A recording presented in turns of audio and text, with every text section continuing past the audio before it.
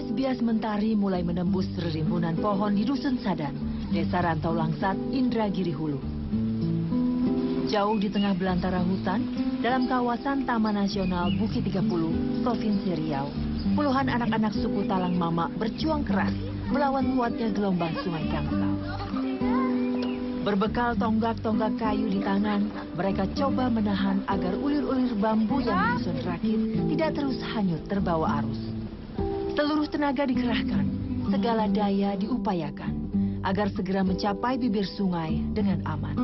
Halo, mau kemana nih?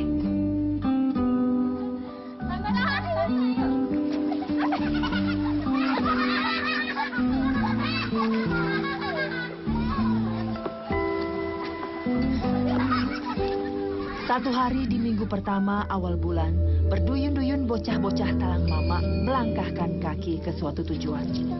Mereka datang dari berbagai penjuru kampung Talang Mama, lengkap dengan baju kebesaran, merah putih. Ya, hari ini adalah hari sekolah bagi anak-anak pedalaman Talang Mama. Hujan deras yang mengguyur tidak membuat mereka gontai. Pendidikan di kampung ini hanya ada satu kali dalam satu bulan. Ini kalau masuk kelas ya. Ini kalau masuk kelas jam berapa? Jam 7. Ini udah jam 9. Gurunya juga belum datang. Pendidikan menjadi hal langka di kampung Talang Mama. Dari 8 dusun yang ada, hanya tersedia satu bangunan sekolah. Bangunan sekolah ini pun pemberian dari pihak swasta. Belum anak-anak. Guru enggak datang lagi kan? Ya. Lagi-lagi tak ada guru yang datang. Sudah 4 hari anak-anak Talang Mama tidak bersekolah. Mau nggak kalau sekolahnya aku yang ngajar? Ya udah deh Pak, buka pintunya Pak, saya aja yang ngajar. Iya. Jika dalam sebulan hanya ada 1 hari proses belajar mengajar, artinya sudah 4 bulan mereka tidak mendapat pendidikan. Bisa dibilang tak ada guru yang mau bertahan. Guru-guru yang didatangkan langsung dari daratan untuk bertugas di kawasan ini acap kali pulang tanpa pamit, meninggalkan begitu saja putra-putri didiknya. Sambil dicatat, nanti dihafalkan di rumah. Ternyata inilah bilik pendidikan bagi anak-anak Talang Mama. Tak ada kelayakan seperti bangunan sekolah pada umumnya. Hanya satu ruang kelas mungil yang menampung puluhan siswa. Puluhan anak duduk di kelas 1 dan 2. 1 orang kelas 3 dan 2 orang siswa kelas 4 sekolah dasar. Raut mereka kembali ceria saat pelajaran dimulai. Dek, ini siapa Dek?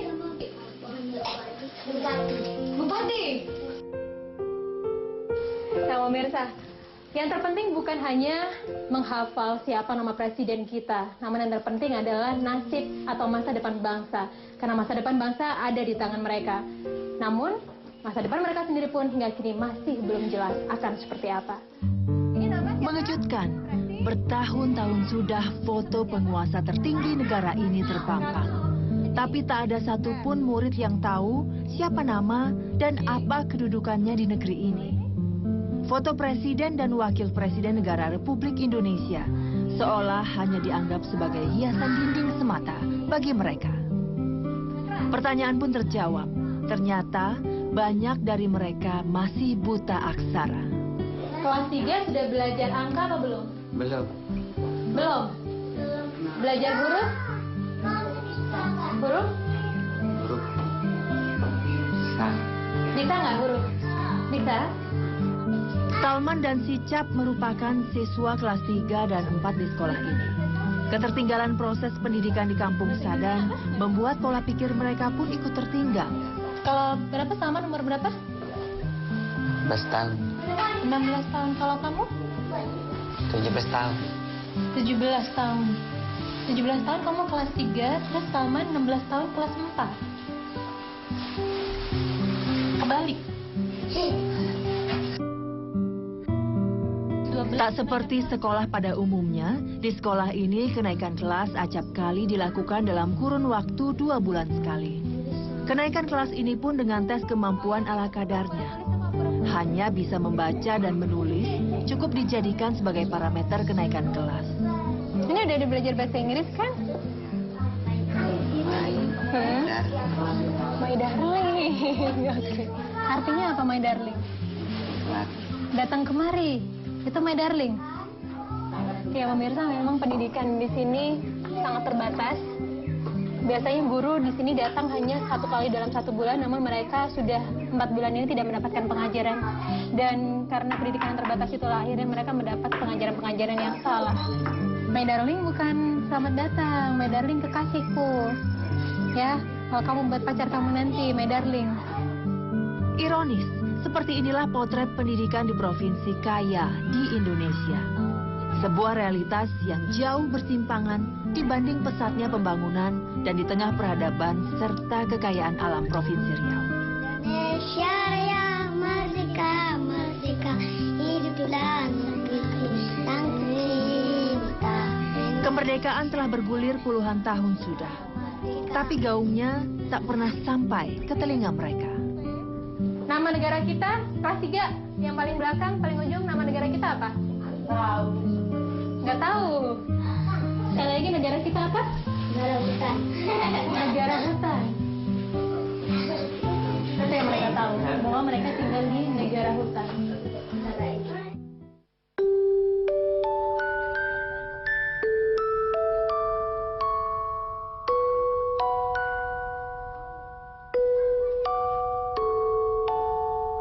Terima kasih ya. Ya, senang sekali pemirsa bisa melihat wajah-wajah ceria mereka bisa kembali bersekolah. Senang nggak sekolah? Mau sekolah lagi? Kapan gurunya datang lagi? Nggak tahu. Ya, sila kelima Pancasila, keadilan sosial bagi seluruh rakyat Indonesia. Entah rakyat Indonesia yang mana? Apakah mereka masih dianggap sebagai rakyat Indonesia? Buktinya 66 tahun kemerdekaan Republik Indonesia, mereka masih belum mendapatkan pendidikan yang layak. Entah apa arti keadilan yang sebenarnya. Sudah berapa lama, Pak? Setahun lebih. Setahun lebih. Kenapa nggak dibawa ke puskesmas aja, Pak? Uang itu nggak ada.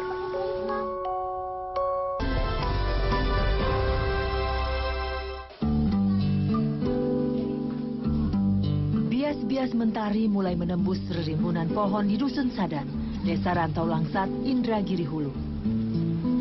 Jauh di tengah belantara hutan, dalam kawasan Taman Nasional Bukit 30, Provinsi Riau, puluhan anak-anak suku Talang Mama berjuang keras melawan kuatnya gelombang Sungai Kangsau. Berbekal tonggak-tonggak kayu di tangan, mereka coba menahan agar ulir-ulir bambu yang disusun rakit tidak terus hanyut terbawa arus. Seluruh tenaga dikerahkan, segala daya diupayakan, agar segera mencapai bibir sungai dengan aman. Halo, mau kemana nih?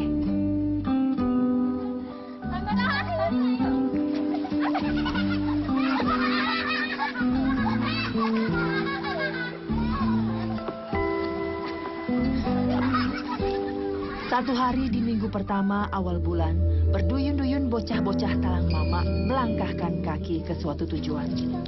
Mereka datang dari berbagai penjuru kampung Talang Mama, lengkap dengan baju kebesaran merah putih. Ya, hari ini adalah hari sekolah bagi anak-anak pedalaman Talang Mama. Hujan deras yang mengguyur tidak membuat mereka gontai. Pendidikan di kampung ini hanya ada 1 kali dalam 1 bulan. Ini kalau masuk kelas ya. Ini kalau masuk kelas jam berapa? Jam 7. Namanya udah jam 9. Gurunya juga jam berapa? Pendidikan menjadi hal langka di kampung Talang Mama. Dari 8 dusun yang ada, hanya tersedia 1 bangunan sekolah. Bangunan sekolah ini pun pemberian dari pihak swasta. Belum anak-anak. Guru enggak datang lagi kan? Ya. Lagi-lagi tak ada guru yang datang. Sudah 4 hari anak-anak Talang Mama tidak bersekolah. Mau nggak kalau sekolahnya aku yang ngajar? Ya udah deh Pak, buka pintunya Pak, saya aja yang ngajar. Iya. Jika dalam sebulan hanya ada 1 hari proses belajar mengajar, artinya sudah 4 bulan mereka tidak mendapat pendidikan. Bisa dibilang tak ada guru yang mau bertahan.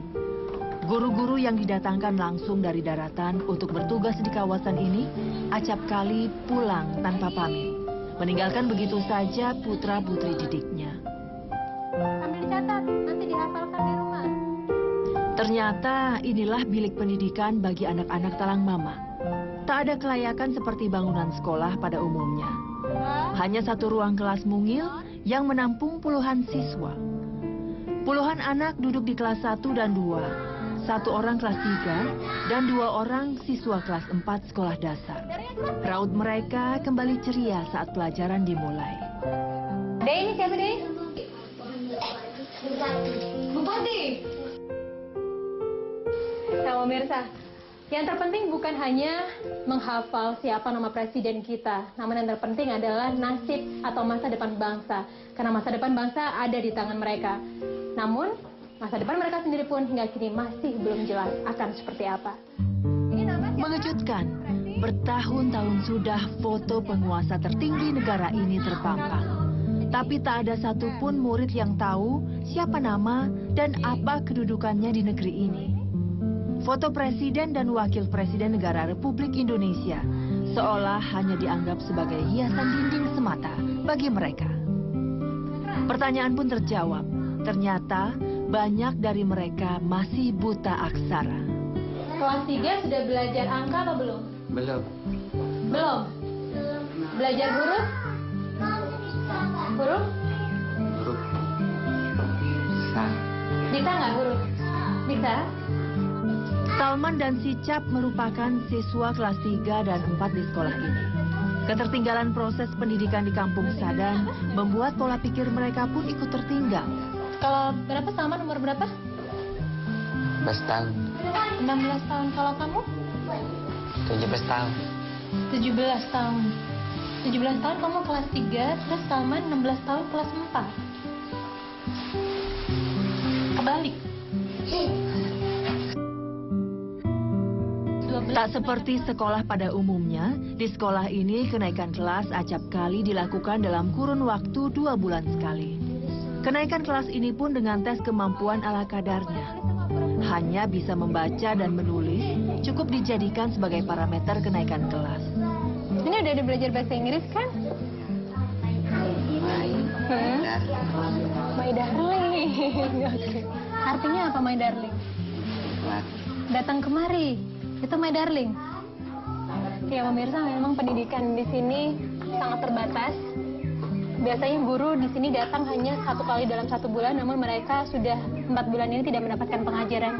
Dan karena pendidikan yang terbatas itulah akhirnya mereka mendapat pengajaran-pengajaran yang salah. My darling bukan selamat datang, my darling kekasihku. Ya, kalau kamu buat pacar kamu nanti, my darling. Ironis, seperti inilah potret pendidikan di provinsi kaya di Indonesia. Sebuah realitas yang jauh bersimpangan dibanding pesatnya pembangunan dan di tengah peradaban serta kekayaan alam Provinsi Riau. Indonesia Raya merdeka, merdeka, hiduplah negeriku yang cinta. Kemerdekaan telah bergulir puluhan tahun sudah, tapi gaungnya tak pernah sampai ke telinga mereka. Nama negara kita, kelas 3, yang paling belakang, paling ujung, nama negara kita apa? Nggak tahu. Sekali lagi, negara kita apa? Negara hutan. Negara hutan. Itu yang mereka tahu, bahwa mereka tinggal di negara hutan.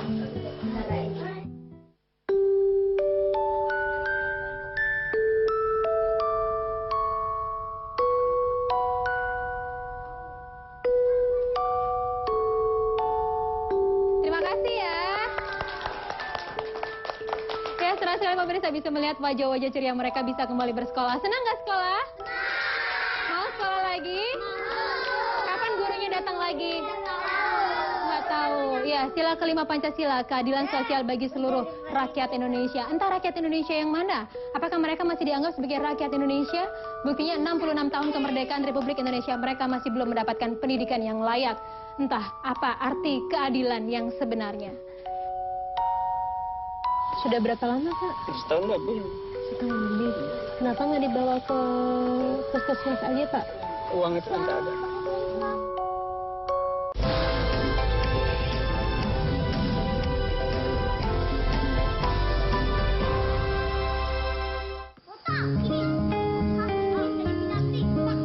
Berada dalam lingkup Taman Nasional ternyata tak menjamin kehidupan masyarakat Talang Mama sejahtera. Sebaliknya, keberadaan mereka seolah dipandang sebelah mata.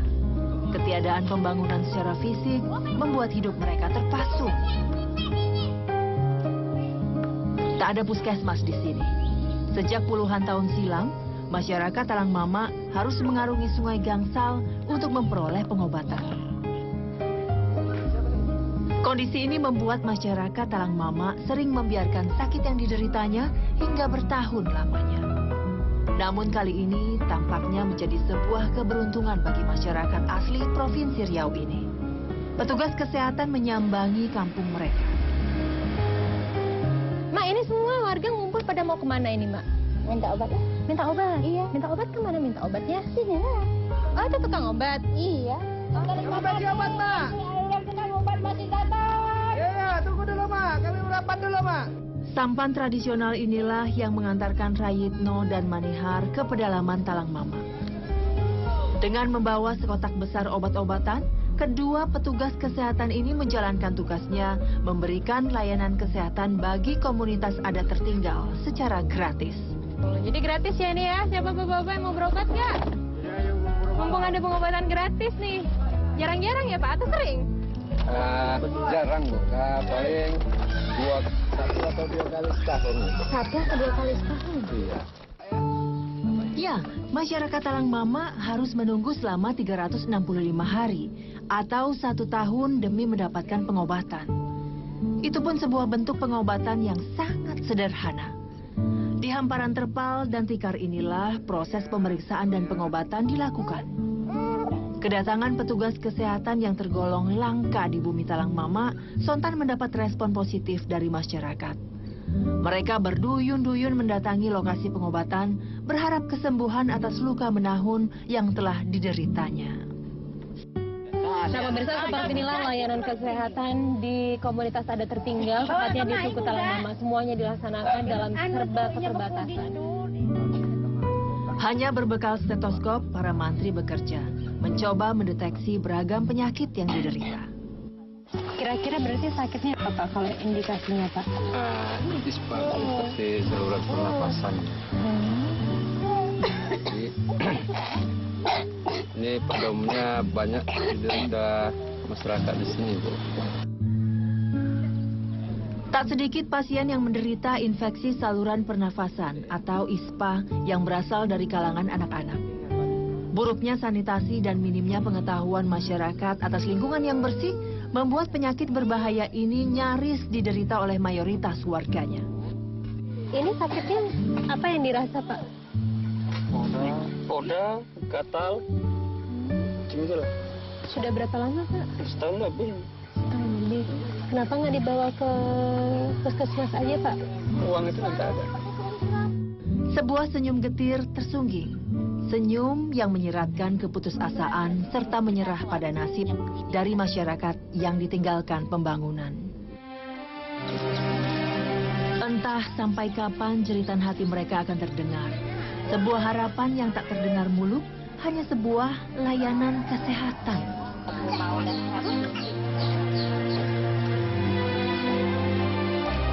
Tak kurang dari 1 jam, proses pengobatan ini pun berakhir. Untuk mendapatkan pengobatan sederhana semacam ini, mereka harus menanti 1 tahun lagi.